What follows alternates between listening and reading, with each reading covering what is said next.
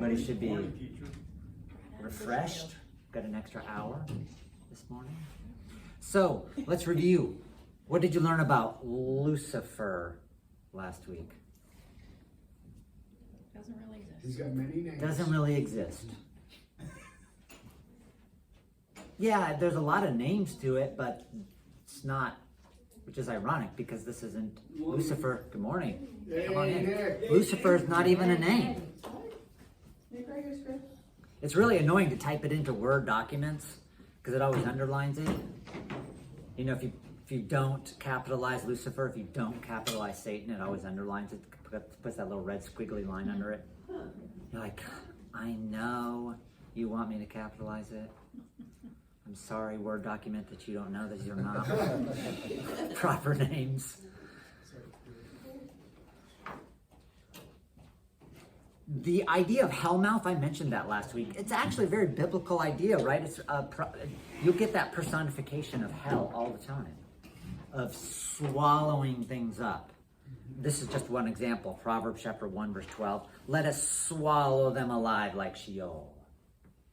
But what's pretty cool is if you get to when you get to Isaiah 25, I forget exactly what verse it is, but in Isaiah 25, it says that God is going to swallow up death. So Yahweh is going to swallow the swallower. You're like, wow, that's pretty cool.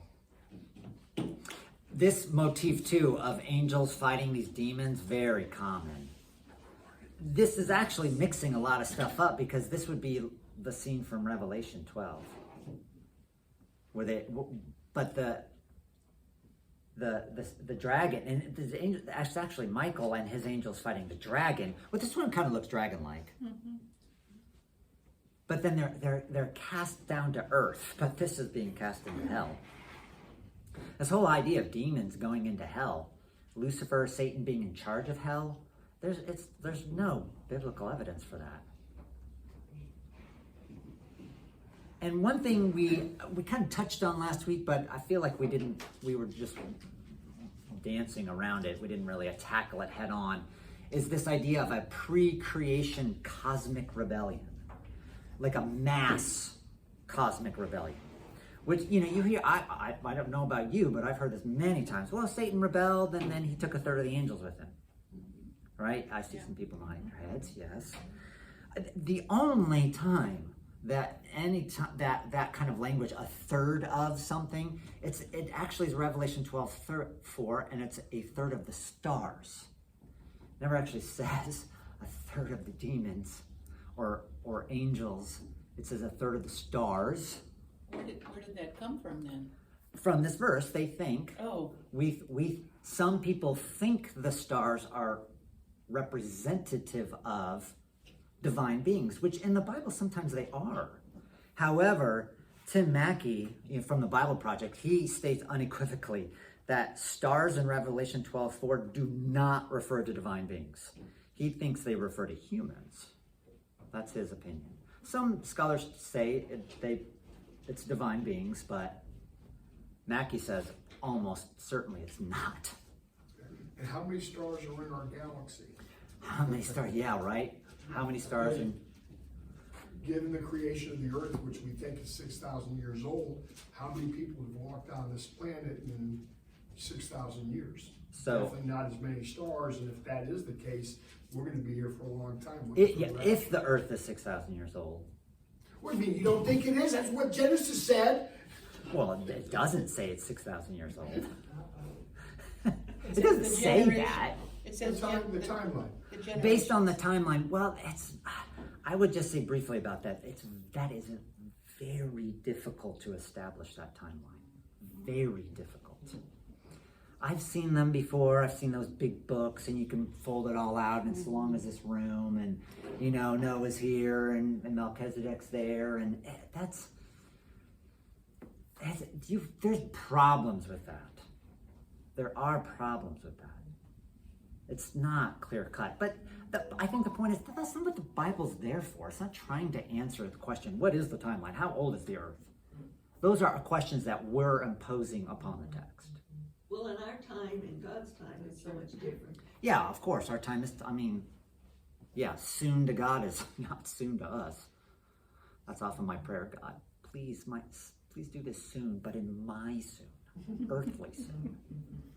Yes. So- Go ahead, So Joanne. Andrew, in Jude 6, even though it said, "And the angels who did not keep their positions of authority, but abandoned their own home, these he has kept in darkness, bound with everlasting chains for judgment of the great day." Okay, But so you're right, it's not a third, but there are, I knew there was somewhere, talking about angels who were put in. yeah, that passage, Jude chapter 6, where say that again. What? And you want me to read it again? Yeah, please. And I the gotta remind angels who myself. did not keep their positions of authority, but abandoned their own home, these he has kept in darkness, bound with everlasting chains for judgment on the great day. Yes, that is probably. Oh, I forgot to put my microphone on. Do you mind if I put my microphone on? Okay. I'm gonna put that. So that question, that verse. I think I got it out. Yeah, I even got it out. That verse. Continue reading that verse, Jude. In a similar way, Sodom and Gomorrah and Okay, surrounding yeah. towns gave themselves up to sexual immoralities and perversion. They serve as examples of those who suffer the punishment of eternal life. Yeah. So you hear it. It's talking about Sodom and Gomorrah, Yeah. and isn't there something before that too? I'm not looking. Delivered people out of Egypt. I remind you that the Lord delivered his people out of Egypt, but later destroyed those who Is pulling a whole bunch of stuff from Genesis there, right? That particular passage you're talking about is probably in reference to Genesis 6. Genesis 6, 1 through 4, the Nephilim. And the reason I say that is because Jude is the one passage that quotes from Enoch, and Enoch makes it very clear that those Nephilim, the divine beings that copulated with human women, they are angels. Enoch says they're angels. Yes, Michael Heiser's Unseen Realm, he mentions that. Yeah. So I read this passage from Randy Elkhorn. Oh, What you're saying is he's incorrect. I would be saying that Randy Alcorn is incorrect in this passage. Yes, I'm not saying Randy Alcorn doesn't do good work. I think he does. But yeah, what's incorrect about this then? Well, what you just said, taking a third of the Yeah. angels with him. He just straight up says there was at least 5 distinct phases of heaven. What are they? You'd have to read his book, his big fat book on heaven, which I I've have read not. that, Oh, but okay. Well, then you should know better than me because I haven't read it. like 700 pages. It's really fat. This book of yeah, Randy I Alcorn's. tried. I think it's a good book. I'm not saying it's, but you can see what he's doing is he's mixing Satan's fall and he's connecting it to Isaiah 14, which we've seen is questionable, and apparently taking a third of the angels with him, Revelation 12:4. So he is saying that he's interpreting these third of the stars as angels. He doesn't go on to explain that, but that's what he's doing. He has to, because it's the only time that a third of something, like a third of beings, is described. I think as we go, we're going to talk about hell today, right? No big deal. But this idea of a fall of angels, really popular in art. Here they are falling out of heaven. They're like smoldering as they hit the earth. This motif, very, very popular. 1666, the fall of the rebel angels. And that's almost certainly Michael there, because in Revelation 12, he's described as the one who fights. Yeah, and that's at least, it doesn't ever say that Michael had wings or Gabriel, who are the 2 named angels in the Bible. At least there's more evidence that they might have wings, because they do fly. But we'll talk about, probably won't have time today, but we will definitely talk about why angels get wings and why they often are female, even though, as I've said before, they never have wings and they're never female in the Bible. But you see right here, like Tertullian, who's like this patristic father, very soon after Jesus, he describes demons as corrupted angels with Satan as their leader. But there's only one verse in the whole Bible that connects Satan with demons. There's only one verse that has them together. And I think Sandy read it last week, the Beelzebul one, where he says Satan and his demons. It's the only one. It doesn't connect them a lot. Another fallen of the angels. Beautiful sculpture, though. Okay, bad places. Oh no. Translation issues with hell. This is Hieronymus Bosch. He does some really bizarre artwork. When I send out, I know you guys can't see all the details, but when I send out the slides, definitely take a few minutes to look at them for this week, because there's so many crazy details going on here. One detail I highlighted. Check it out. Who is it? Now you know who it is. Who is that? It's definitely not Lucifer. It's not Lucifer. No, right? Who is that? Yeah, it's Lilith, right? Oh, Lilith.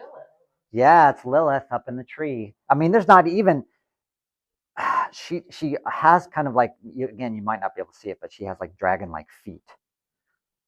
And it Yeah. kind of looks like she's got a snake thing, tail. Wasn't the serpent that tempted Adam and Eve? Yeah, the serpent, yes. Who's that guy? This is Lilith. Yeah, we talked about Lilith, right? Yeah, we did. Yeah. We did. She was Adam's first wife? That's, yeah. Oh, it was messy, yeah. She got half of everything.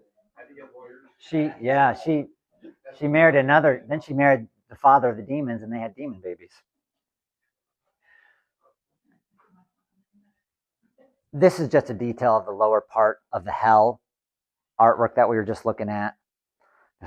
I mean, this is going to be so typical of the artwork we look at today. It's just all these details, so much stuff going on. It's really hard to even make sense of it.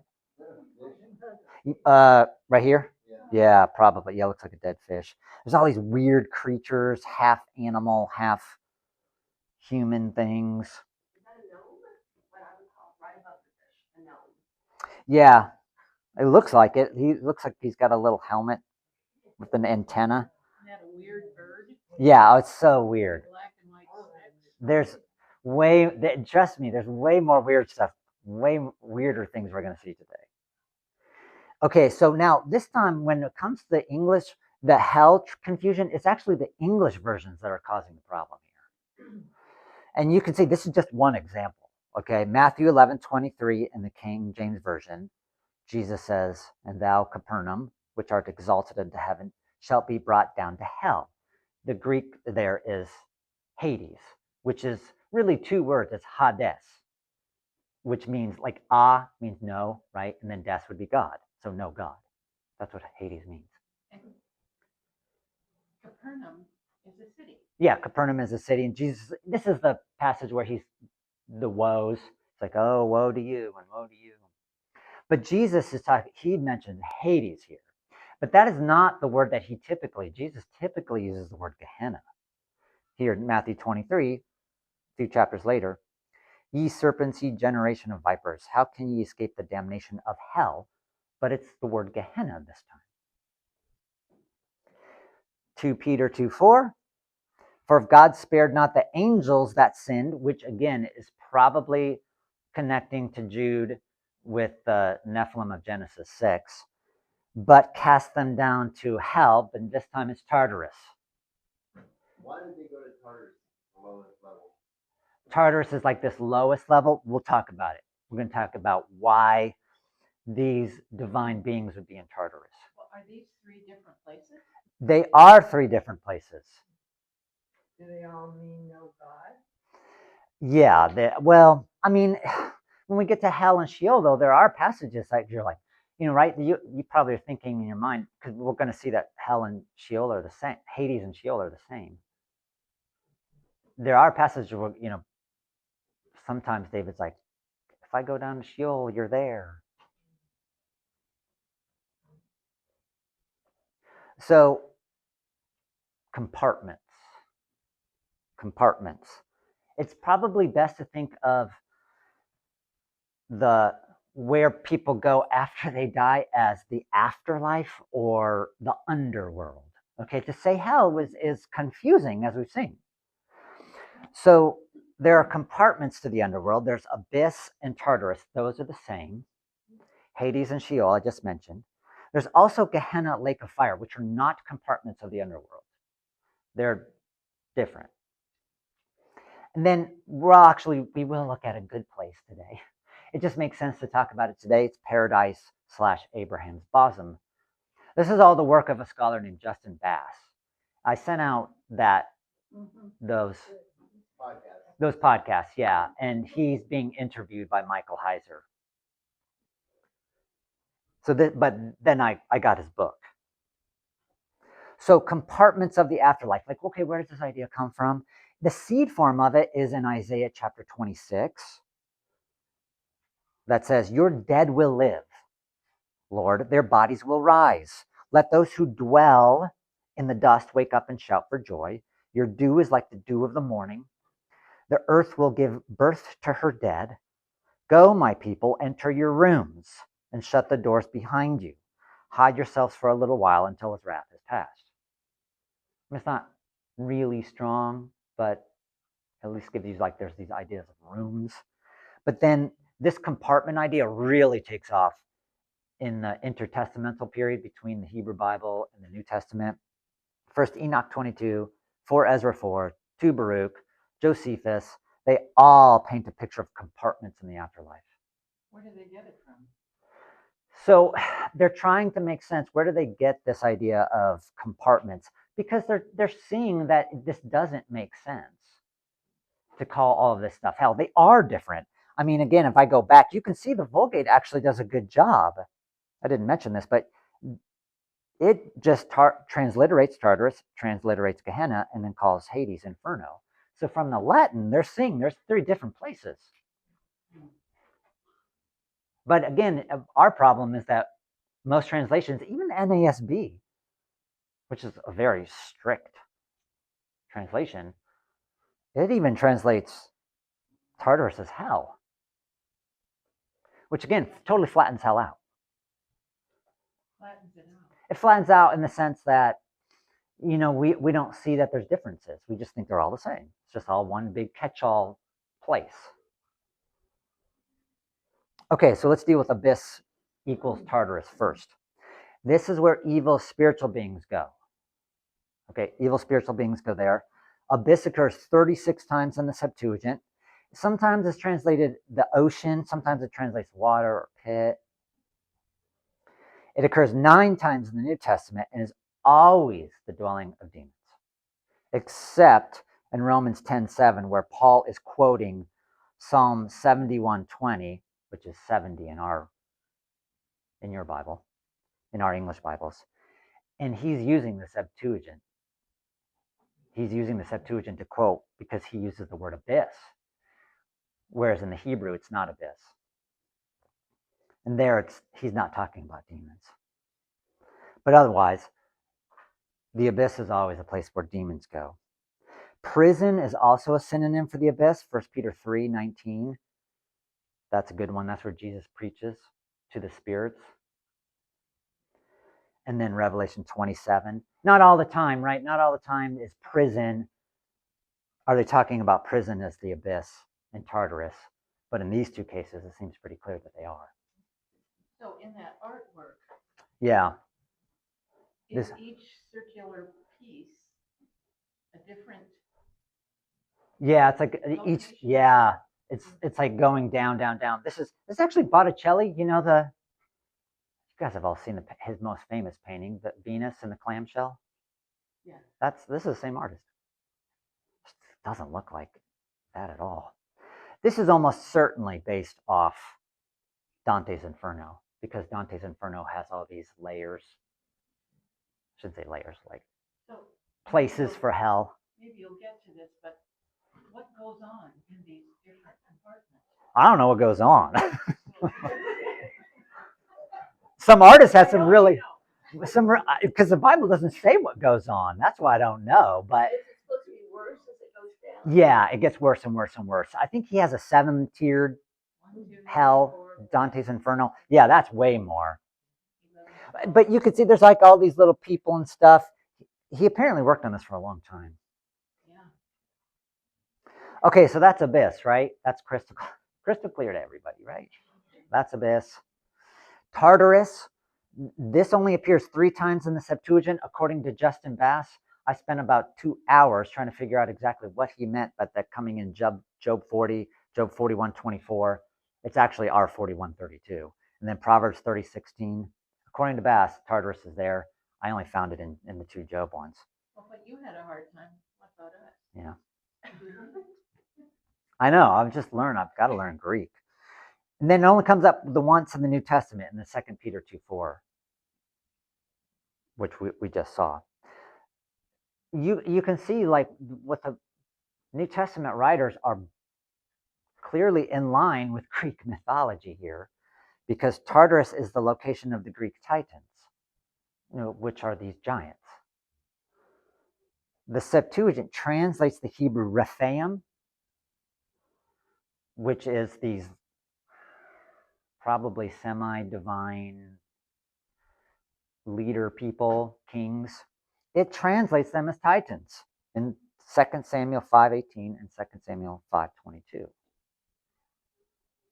And didn't they have children with? Yeah, so the children that in Genesis 6:1-4, they have these children that are the giants of the land, the Gibborim, they're called. And then they're consistently are a problem as Joshua. And again, if you want more on that, check out Unseen Realm, because he really untangles that a lot. But these giants continue to be a big problem. I mean, it's a big problem for David. He's got to fight one of them. So the point is, Abyss, Tartarus, divine beings only. Okay, humans don't go there. So that's one compartment. That's one compartment. Revelation 20:1, I saw an angel coming down out of heaven having the key to the abyss and holding in his hand a great chain. Oh, dear. And this is Albrecht Dürer. Yeah, he's got the big key. This angel's holding this big key. To the bottomless pit, that's actually a good translation. That's what the abyss is. That's what abyss. Again, the no bottom. So if divine beings go to Tartarus. And divine beings go to Tartarus/abyss. Oh, okay. It's the same place. Any questions? Okay, then Hades, Sheol. So nobody really knows, no scholars really know what Sheol means in Hebrew. But the Septuagint almost always translates Sheol as Hades, over 100 times.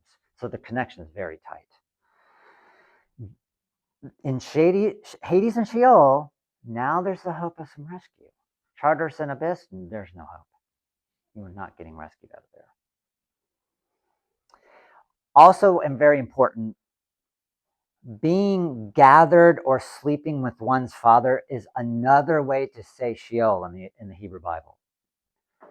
It almost certainly means that, because here, 1 Kings 2:10, let me give you an example. Then David slept with his fathers and was buried in the city of David. Okay, you go, well, so what? Yeah, he died. Yeah, he died, and he was buried in the city of David, which is Jerusalem. Were any of his fathers buried there?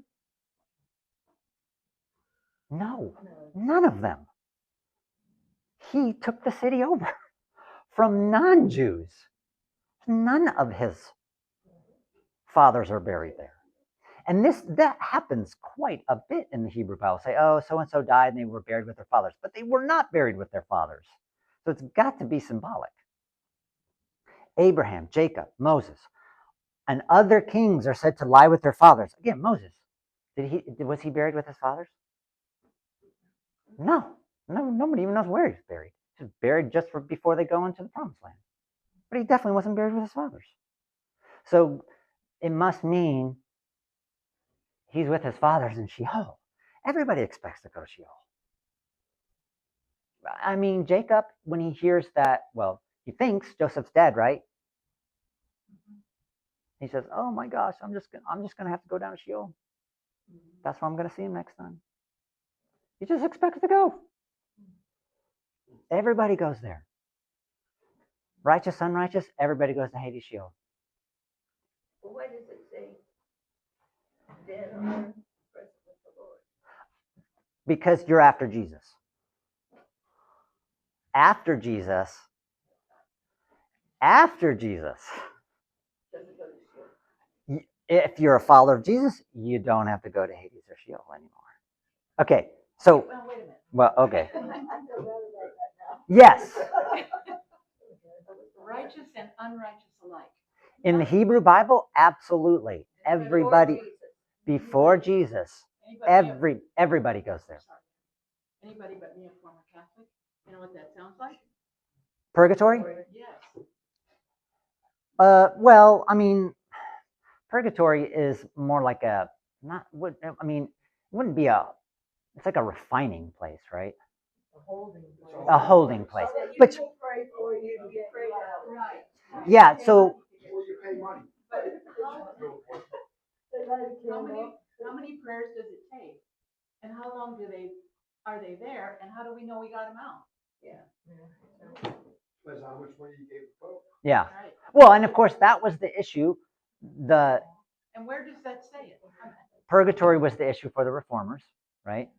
That was what really set them off. Because it's like, why are we paying all this money to get these people out of purgatory?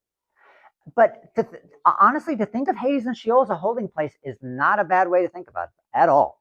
And even now, heaven is a holding place. It's not the goal. Yeah, the goal is new creation, new heavens and new earth. Well, I'm getting ahead of myself. Well, and then after the millennium, then they'll go back. If there is a millennium. Blasphemy! Yeah, let's not go there. Whether there's a millennium or not. Okay. So there's tons of verses, right? And I can send them to you if you want. This is all Justin Bass's work. He's got tons of verses to support the fact that now Jesus descended into the underworld. He went to Abyss / Tartarus. He went to Hades and Sheol. Okay, tons of verses here. Matthew 12:40, just one. Or just as Jonah was in the stomach of the sea monster for 3 days. I like that, sea monster. And 3 nights, so will the Son of Man be in the heart of the earth for 3 days and 3 nights. Other verses too, lots of other verses. And again, I have my notes, there's a whole lot more. But you go, okay, so why did Jesus go into hell? Well, for 3 reasons. Preach to the divine beings in Tartarus. Why would they do that when there's no hope for them anyway? I told you so. Why would he go there? He'd say, I told you so. I told you so. This was going to happen. Yeah. There's no hope for them. They're not getting out. Now, Sheol Hades? Yes. He's going to release the righteous. Come on up. Let's go to heaven now. No judgment taking place of that. No judgment. Yeah, good. Yeah, that's a good qualifier. No judgment going on. Just the righteous, though. He's able to separate the sheep from the goats. Yeah. So now, right, that separation from the sheep and the goats, you go, that seems to make a little more sense now. This is another. Oh, sorry. Go ahead. This is another Hieronymus Bosch. It's a follower of Hieronymus Bosch. Oh. Because this is later, 1575. Bosch is dead. But I love that, right? Jesus is smashing down the door. And all these weird creatures like, ah. So Jesus did this when? Right after his resurrection. In between the time he died and his resurrection. Was that some of the people that they saw in the city? Yeah, right. So it says some of the people resurrected. Now, that verse is tricky. It probably means, those people definitely didn't resurrect before Jesus. It probably happened when Jesus resurrected. Yeah, but some of those people, yeah. because they're out. They're out of Hades and Sheol, and they showed up on Earth. I know, you're like, oh my gosh, they were in Hades, Sheol, and now they're on. That's right, I just thought that's the resurrection we talked about. Yeah. People from the dead. People, I think it's, Jesus' resurrection powers just was so powerful. It's like some people just were like, boom, they're resurrected too. But again, you got to be careful though, because like those people didn't actually resurrect. They were resuscitated. And that is an important distinction because they died again. Jesus didn't die. And he's the only one to have the resurrection body now. The third reason, because he's going to defeat death and Hades. He's down there, he says, in Revelation, give me those keys. They're mine now. I'm the ruler of this place. Okay, so now then Gehenna, lake of fire. Okay, so we've done Abyss, Tartarus, Hades, Sheol. Gehenna, lake of fire is not a compartment of the underworld. Jesus did not go there. It's the future destination of the wicked, human and spiritual. Jesus didn't go there. Gehenna this word is derived from the valley of Hinnom in the Hebrew Bible. You're not going to see Gehenna come up in the Hebrew Bible. Well, who are the wicked spiritual beings? Divine beings that rebelled. They're clearly, right? We've seen, there's some divine rebellion going on. Just this idea of a pre-creation Satan and a third of the angels before creation. I don't see any evidence of that in the Bible. Pre-creation. Yeah, divine beings are clearly rebelling, though. That's what Genesis 6 is all about. But there's cosmic wars, because some of them have been detained as they were coming, to give messages to the people. Yeah, you're talking about some divine beings are detained. That happens in Daniel. That's with Gabriel. I believe it's with Gabriel. Or Michael, one of the two. Gabriel, yeah, because he's the announcer angel. And he's being detained. Yeah, so there's still some there's definitely some rebellion going on. Does I see a hand up? Go ahead. So when you go to Jerusalem, there is the valley of Hinnom. Valley. Yeah, and then you stand there and you see it, and it's really fun. It's right where they call it the Church of the Rooster, where the rooster. Oh, okay. Shoot. And they said that's where Judas' body was thrown into the valley. Oh, they say Judas's body was thrown into the Hinnom Valley. Yeah, tour guides, I know. But that is, and they said, wicked body, that was like a burial ground for what they refer to. Okay. So, yeah, sometimes you'll hear preachers say this, like, oh, the valley of, like, Gehenna was this trash heap place, and they threw all their, and Justin Pass in the book and the podcast is like, I would love for that to be true, but I can find zero evidence for that. Yeah, that is what they tell you on the tour. That it was a trash heap? Yeah, so he's like, I wish it were true, but it's one of those things that I can find zero evidence of. But what is evident, if you look at the Valley of Hinnom in the Hebrew Bible, it's the place where it's like the worst idol worship because they sacrifice kids there. It's a horrible place. So that's Gehenna, and that's the word that Jesus typically uses when he's speaking. So continued, Gehenna is not found in any other ancient literature except the New Testament and the Hebrew Deuterocanon, the in-between books. The Catholic Bible has them included. This is interesting. Later rabbis saw Gehenna as temporary, but it's odd because Jesus consistently used Gehenna as the final destiny of the wicked. You could check out Matthew 5:22, 29, and 30. And it is distinguished from Hades in the New Testament, which is the temporary place. So then the lake of fire, there's no antecedent of this in the Hebrew Bible. There's no lake of fire in the Hebrew Bible, but in Daniel 7, it does talk about I think it's a river of fire. It's pretty close. And then the lake of fire is the place where body and soul reunite at the resurrection to be cast in it forever. And as we know from Revelation, death and Hades themselves are thrown in there. They have to be separate. So At the end of time, like the very last Revelation 20. Yeah. Do the other compartments disappear? Are they gone? Abyss and Tartarus. It seems as if the Abyss and Tartarus Sheol and Hades? also go into the lake of fire. Yes, like they're just gone. Hades, Sheol, Abyss, Tartarus are gone. It's kind of a oxymoron because a lake is water. Yeah, it's got a lake of Or fire. a river, it's water. Yeah, it is an oxymoron, a lake of fire. It's hard to imagine that. Of course, artists do that all the time. And that's, I think, why people think hell is this brimstone, fire, horrible place. It's mostly from art. We'll get to the bosom of Abraham in paradise in just a minute.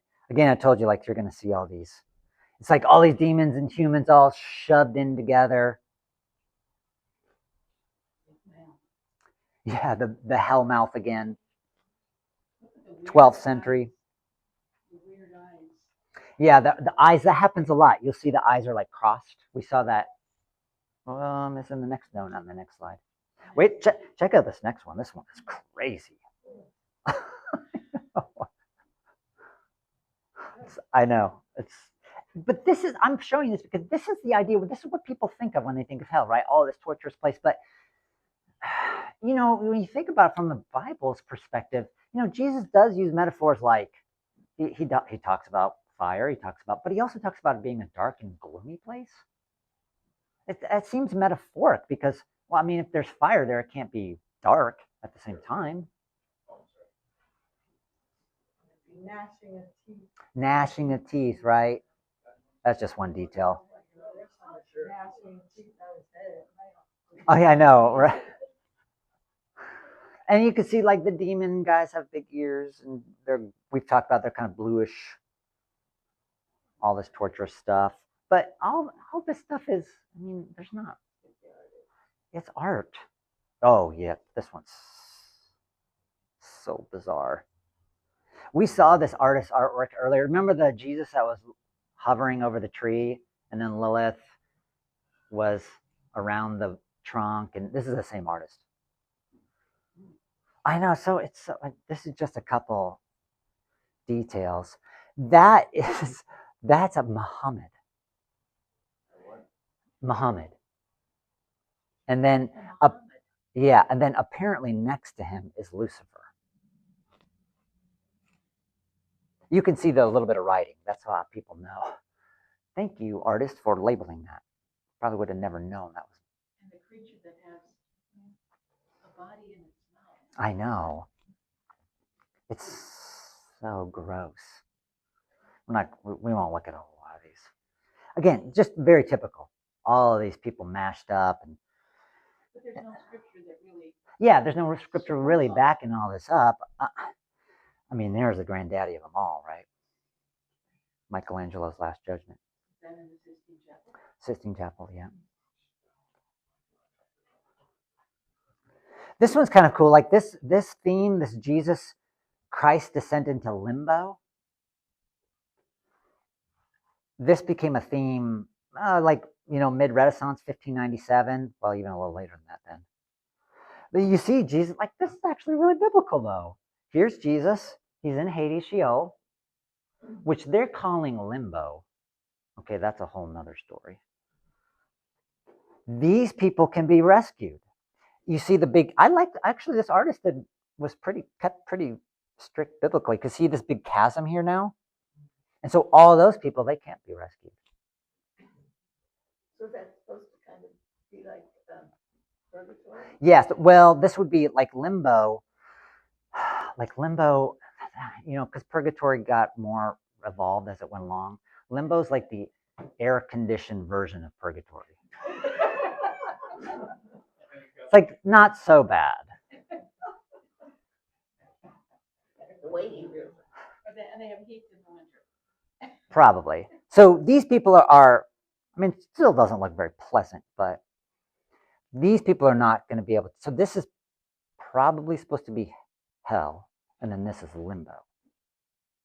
I don't know. There's no scriptural evidence. No, yeah, well, the scriptural evidence for purgatory, they would point, I can't remember, it's early on in Second Maccabees. They point to a verse in Second Maccabees about purgatory. But I mean, it's pretty easy to dispel purgatory. I mean, there's really no good arguments for it.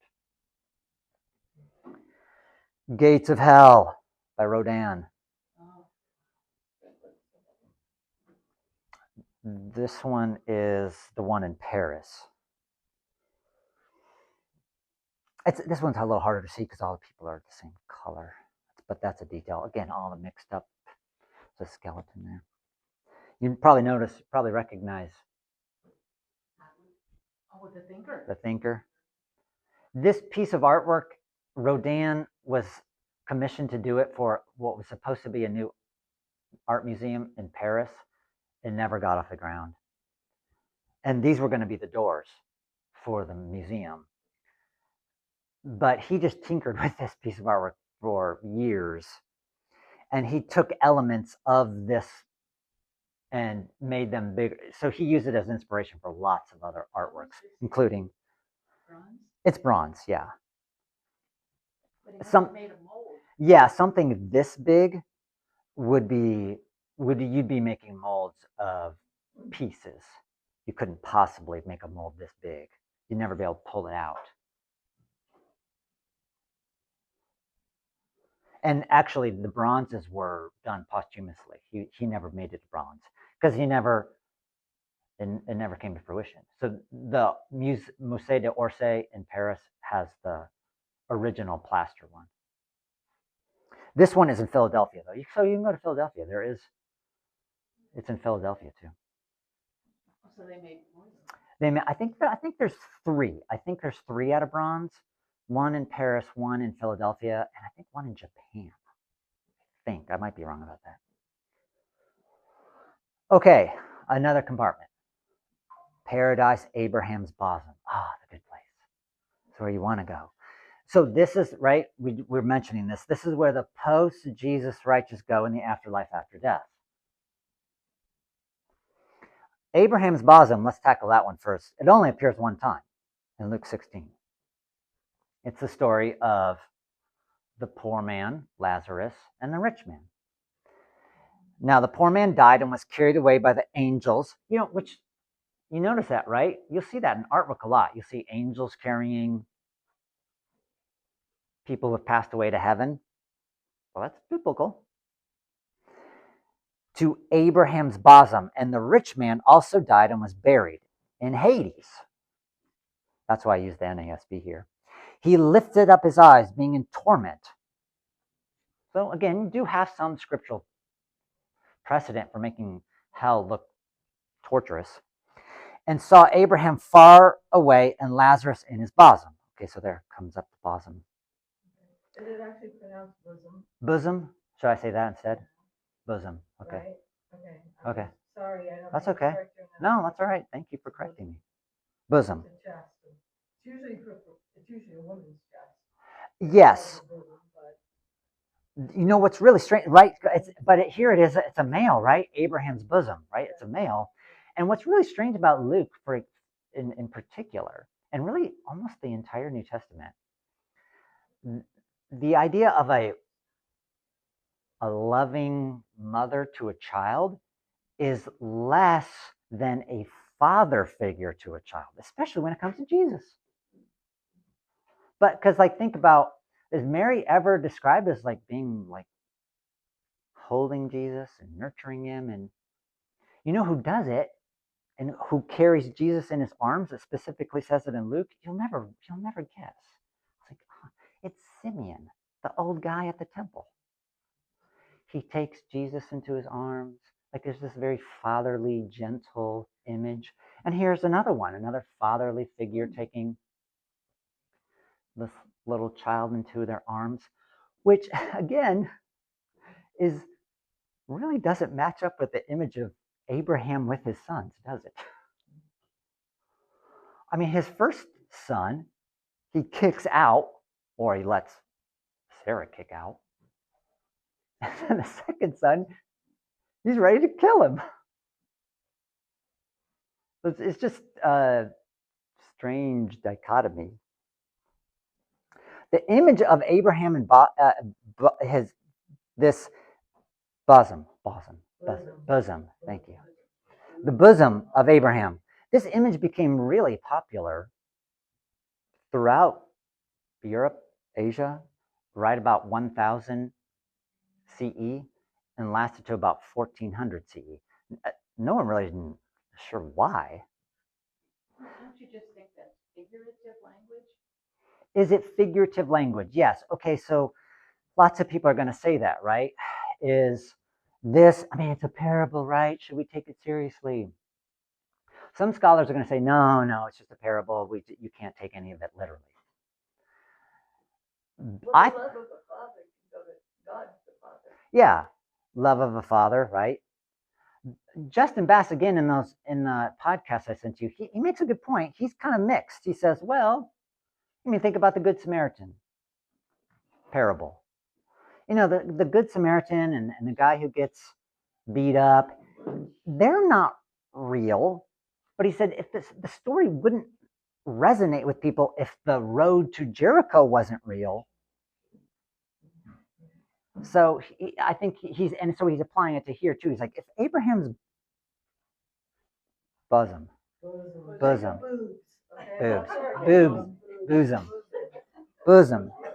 Abraham's bosom. And to your point. So he would, but just to finish my thought, he would be saying Abraham's bosom is a real place. And then Hades, of course, is a real place. How they're geographically located isn't clear here.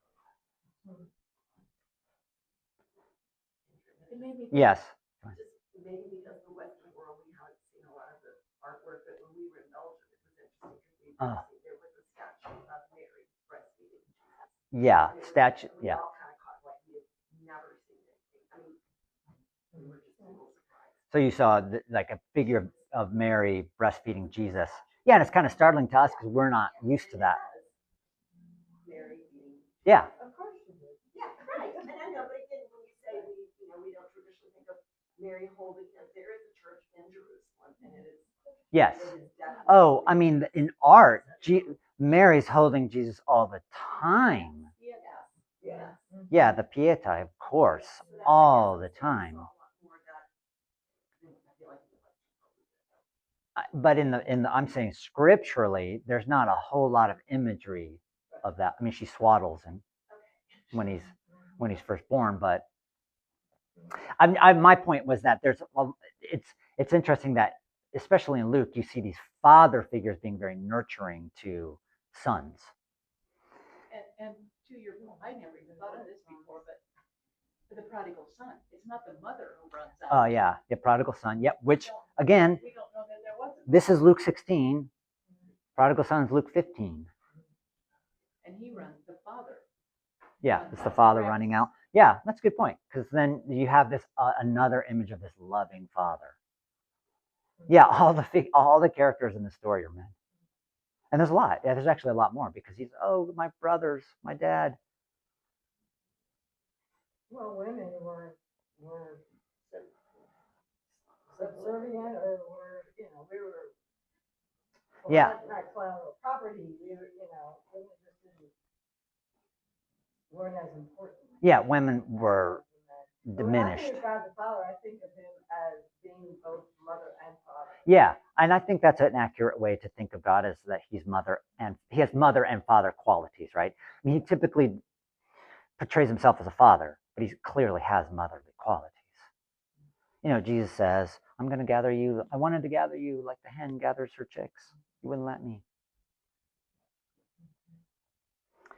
So another one. So this, I have a lot from France, but there are others of these. So the Greek word bosom appears 6 times in the New Testament, 36 times in the Hebrew Bible. Again, here's 1 Kings 17, and Elijah, said to her, the widow, give me your son. And he took him from her arms. Sometimes it's translated arms, but it's actually the word bosom, like from your chest. So gives you a better mental picture. Like, of course, he's dead, so she's holding him. The Vulgate has, and this is important for this drapery toga thing, The Vulgate has the word sinus for bosom, which can mean the folds of a toga. So that's why you'll see often Abraham is holding children in a fold. That's most likely why. And why is it particularly Abraham? Yeah, why is it particularly Abraham? Yeah, well, that's what one of these articles I was reading. It's like, why are they using Abraham? I mean, he is seen as Father Abraham, right? He's the father of the Israelites. But then when you actually think about how he treated his sons, it's not so. His real sons wasn't actually all that great. But then here in Luke's story, he's being very kind and loving. There's a stained glass window. It's that one right there. West Rose window, Chartres Cathedral. A lot of 12th century. That's kind of when it hit its peak. This image of Abraham's bosom. This one's pretty cool. The bosom of Abraham. And those four figures in the corner, they are the four rivers of Genesis, chapter 2. I don't know why the artist decided to. Yeah, the Pishon, the Gihon, Tigris, and yeah. Pishon and Gihon, they mean like gushing, flowing.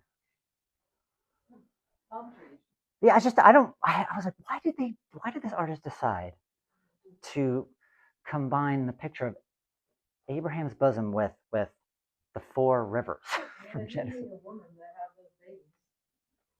He needed a woman to. But they look like men to me. Aren't they men? They look like here. I don't know. I can't see that close. It's crossed. Do they have boots?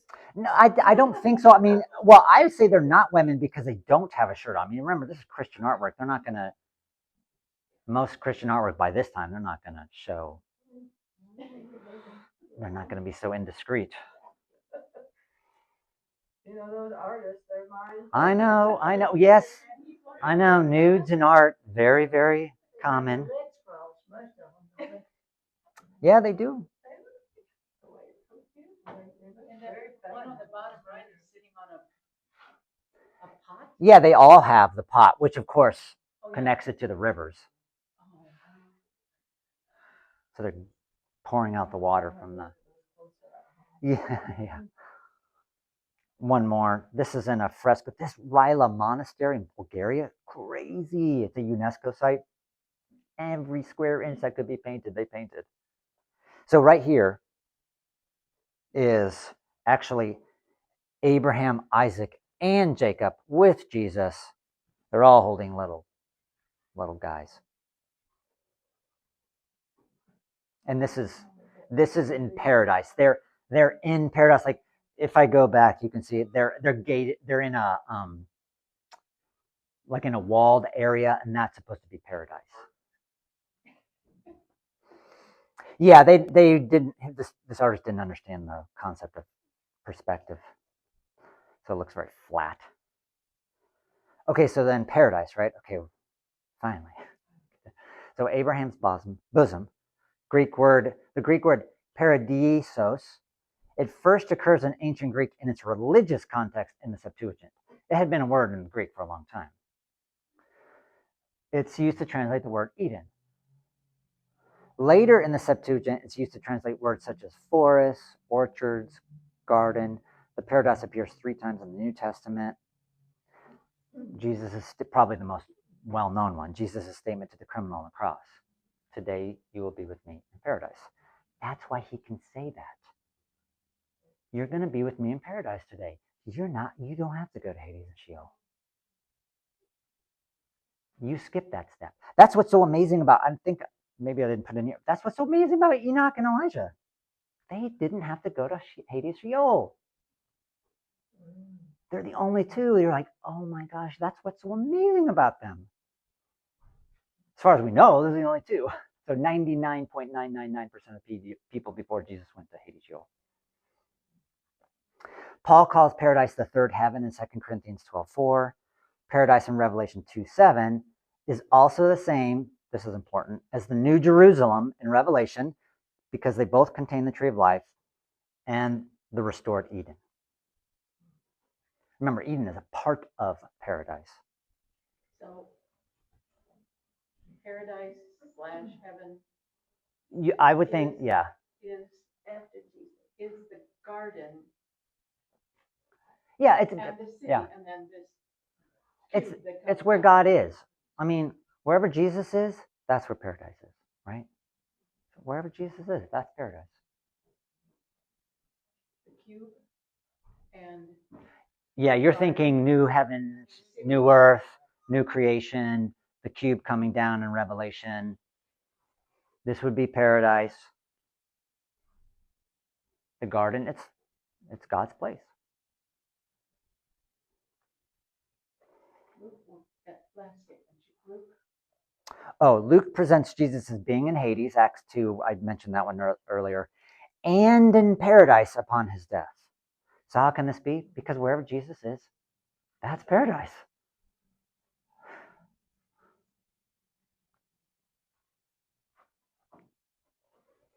I like this artwork. I think this is such a good artwork it corresponds with the compartments because it's this triptych.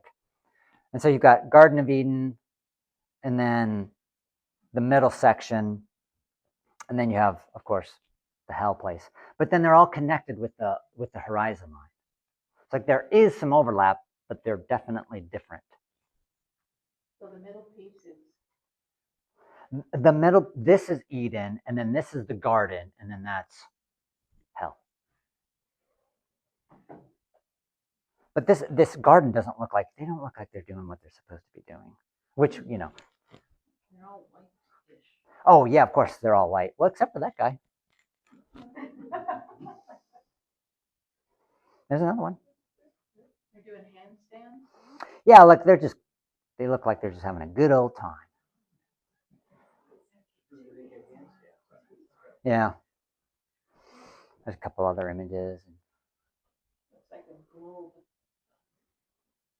Yeah, that's that part. I think there's a unicorn in here. Yeah, there it is. The unicorn. He's dipping his horn into the water because I don't think I mentioned this before, but when the unicorn dips its horn into the water, it purifies the water. That was another tall tale. Okay, so review of the underworld, piece of cake. Sheol, Hades, temporary place for the unrighteous, still exists. It's once where everybody goes. Now, those who follow Jesus, who are walking in his footsteps, go to heaven. Abyss Tartarus, it's the current place where evil spiritual beings are imprisoned. Gehenna, lake of fire, not a location in the underworld, but a final destiny for the unrighteous. And then paradise equals Abraham's bosom, which is heaven, more or less. In other words, there's compartments of